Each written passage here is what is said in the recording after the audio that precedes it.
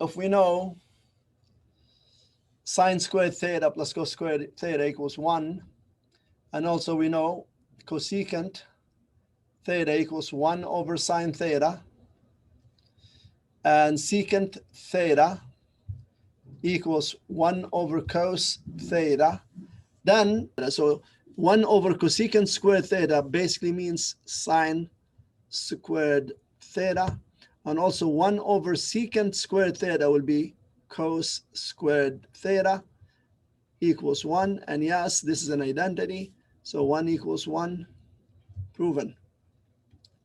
Simple as that.